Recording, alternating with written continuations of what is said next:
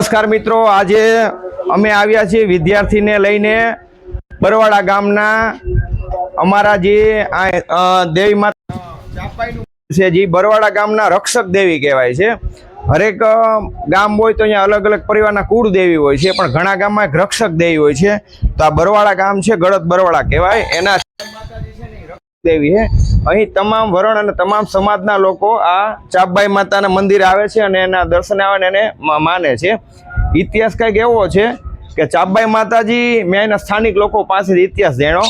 ઇતિહાસ એવો કે અહીંથી ચાપબાઈ માતાજી બે બળદ સાથે ગાડા લઈને નીકળ્યા હતા અહીંયા. તો અહીંયા એનો એક બળદ છે ને સિંહે મારી નાખ્યો. પછી અહીંના કોઈ સ્થાનિક વ્યક્તિ પાસે કે રાજા કે XYZ નગરપતિ પાસે ગયા કે એક બળદ અમને આપો, અમારો બળદને સિંહે મારી નાખ્યો છે. જે વ્યક્તિ એક વ્યક્તિ ગયો તો એ ભાઈ પાસે, તો એને એવું કીધું કે તારા માતાજી જે એમાં હાથ હોય ને તો એ સિંહને હે ને જોડી દે, મતલબ બળદ બનાવીને. પછી ચાપબાઈ માતાજી એ સિંહનો ઉપયોગ છે ને ટૂંકમાં એ બળદ તરીકે ને ગાડે જોડી દે.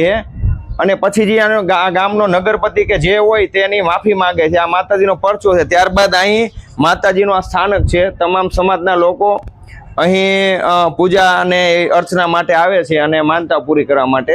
એટલે આ ગામ બરવાડા ગામ છે, એની રક્ષક દેવી કહેવાય ચાપબાઈ માતાજી. એવો અહીંનો સ્થાનિક લોકો પાસેથી ઇતિહાસ જાણવા મળ્યો. બની શકે કે આની અંદર વાર્તામાં થોડો ઘણો ચેન્જ હોઈ શકે, પણ સાચો ઇતિહાસ આ રીતનો કંઈક છે.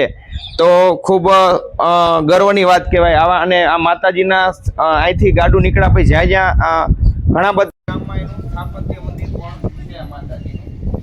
તો આવો જ કંઈક ઇતિહાસ આ ચાપબાઈ મંદિરનો છે. જય ચાપબાઈ.